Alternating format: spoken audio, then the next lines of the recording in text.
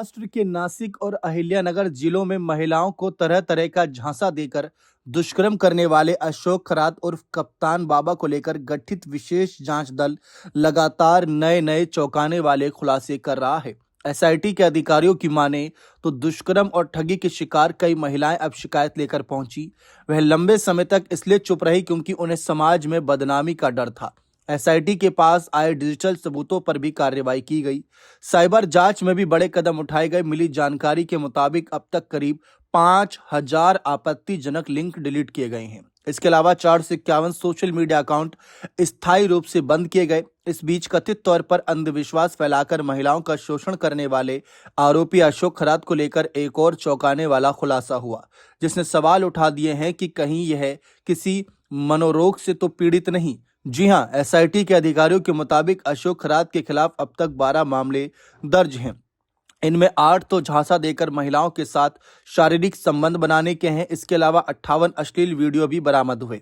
अशोक खरात ने तो इमली के बीज और पत्थर देकर देवीय उपाय बताकर पैसे भी वसूले थे। इसके अलावा खुद को देवी शक्तियों वाला बताकर अंधविश्वास फैलाता था और फिर डराकर महिलाओं का शोषण करता था। अंदाजा लगाया जा रहा है कि अशोक खरात ने 150 से अधिक महिलाओं के साथ दुष्कर्म किया।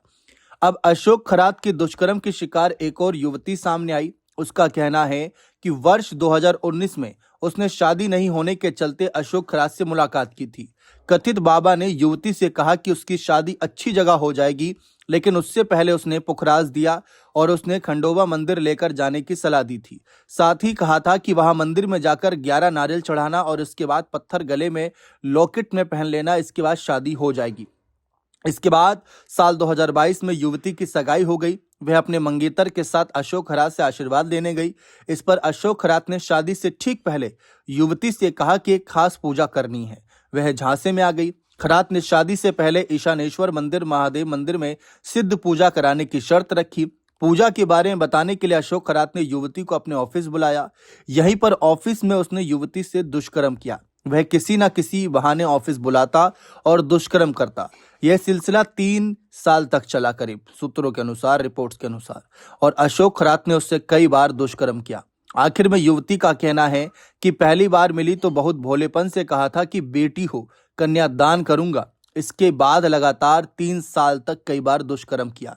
युवती की शादी हो गई तो भी बाबा ने उसे दुष्कर्म का शिकार बनाया। युवती ने बताया कि शादी के बाद बाबा ने फोन करके बुलाया और कहा कि अनुष्ठान करना होगा वरना पति के जान चली जाएगी। शादी के बाद कई बार अनुष्ठान और पति के निधन का भय दिखाकर अपने ऑफिस बुलाया और दुष्कर्म किया। आखिरकार तंग आकर युवती ने शादी के करीब 3 साल बाद खरात के खिलाफ केस दर्ज कराया।